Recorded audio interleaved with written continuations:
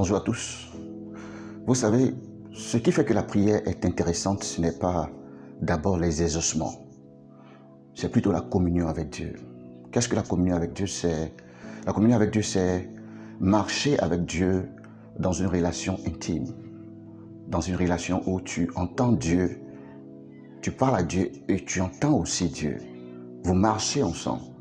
Tu peux avoir une relation avec des personnes qui ne sont pas intimes à toi. Tu peux même les faire des dons, faire des choses pour eux, mais ils ne savent pas les choses de ta vie. Nous sommes appelés à une relation avec Jésus-Christ au travers du Saint-Esprit. Vous savez, le monde prie. Nous voyons dans les religions les gens prier, mais c'est une prière unilatérale où les gens prient Dieu, ils n'entendent pas Dieu, ils ne voient pas Dieu. Mais en Christ, c'est différent. Et quand tu as cette relation avec Dieu, quand tu es plongé dans la présence de Dieu, il y a des choses que tu ne fais plus. Tu ne vis plus dans le péché, tu ne vis plus dans le mensonge, tu n'insultes pas. Jean dit quelque chose de très important, un verset qui est très important. Il a dit, dans le livre de 1 Jean 2, verset 4, il a dit « Celui qui dit « Je l'ai connu » et qui ne garde pas ses commandements est un menteur. » Le verset est tellement direct. Celui qui dit que je l'ai connu et qui ne garde pas ses commandements est un menteur.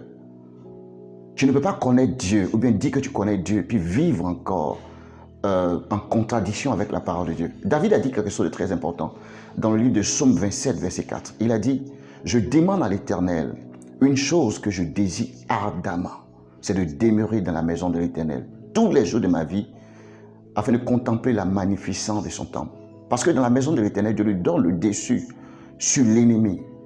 Frère, il y a une paix, il y a une joie dans la présence de Dieu. Peut-être que tu as eu, ou bien tu as expérimenté les joies parce que tu t'es marié, ou bien parce que tu as eu le poste que tu cherchais, ou bien tu as visité les pays qui étaient pour toi des pays de rêve. Peut-être que tu as expérimenté une joie, peu importe la joie, mais je vais vous dire une chose, il n'y a rien, je vous dis rien de comparable à la joie, à la paix que tu tires de ta communion avec Dieu, de la présence de Dieu. Et tu ne vis pas une vie de peut-être, tu vis une vie d'assurance. Ce n'est pas une vie où les gens peuvent jour après jour. Non, non, non, non, non. Tu vis une vie d'assurance, une vie de paix. Tu ne vis pas une vie de peut-être. Je vais t'inviter à avoir cette relation avec Dieu. Si tu as constaté que la prière est un fardeau pour toi, c'est difficile pour toi de prier, c'est que tu es encore à la surface de ta relation avec Dieu. Quand tu vas en profondeur avec Dieu, ton âme se délecte de mets séculants. Tu es transporté. Ta vie est inondée de la gloire de Dieu, de la paix de Dieu. Je vais t'inviter à faire cette expérience. Et tu verras que les choses que les gens cherchent viendront à toi. Tu ne vas pas te battre pour certaines choses parce que l'Éternel marchera avec toi. Être dans la présence de Dieu, c'est être saisi de la crainte de l'Éternel. La crainte de l'Éternel te saisit. Tu ne peux plus vivre comme tu le veux. Les gens manifestent un certain christianisme. Mais il y a le christianisme de la parole de Dieu, où tu marches avec Christ, où tu vis selon lui.